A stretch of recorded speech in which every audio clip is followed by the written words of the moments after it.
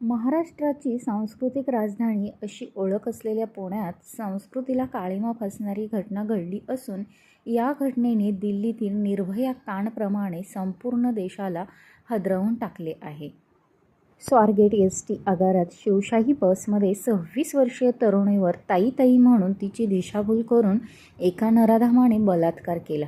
बलात्कार करून पसार झालेल्या आरोपीला छडा लावण्यात पोलिसांना अद्याप यश आलेले नाही.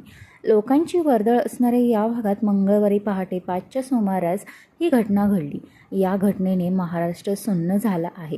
तर शिंदे-फडणवीसच्या राज्यात लाडक्या बहिणी असुरक्षित असलेल्याचे या घटनेवरून पुन्हा समोर आले. फलटणची ही तरुणी परिचारिका असून औंध परिसरात राहते. मंगळवारी पहाटे तरुणी फलटणला जाण्यासाठी स्वारगेट डेपोत आली.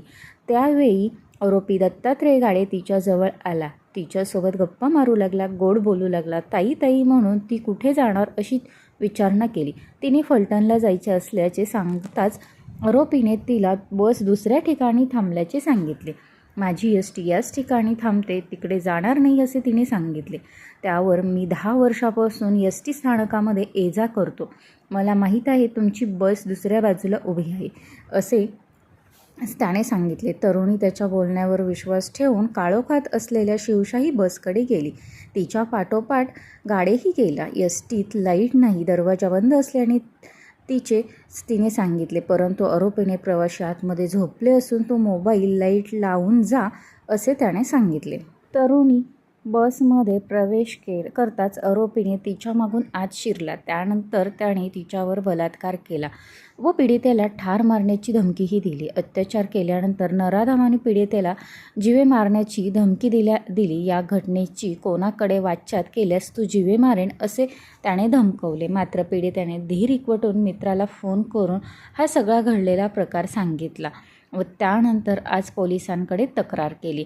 तर दत्तात्रय रामदास गाडे वय 35 शिक्रापूर असे आरोपीचे नाव आहे. त्याच्याविरुद्ध स्वारगेट, शिरूर, शिक्रापूर पोलीस ठाणे इथे अंतर्गत जबरी चोरीचे गुन्हे दाखल आहेत. स्वारगेट फलटण बसला कंडक्टर नव्हता. ते हेरत गार्डने कंडक्टर असल्याचे सांगून तरुणीला फसवले. तर पोलिसांनी CCTV फुटेज ताब्यात घेऊन आरोपीची ओळख पटवली आहे व आरोपीला शोधण्यासाठी 8 पथके रवाना स्वारगेट पोलीस स्टेशनवरून केले आहे.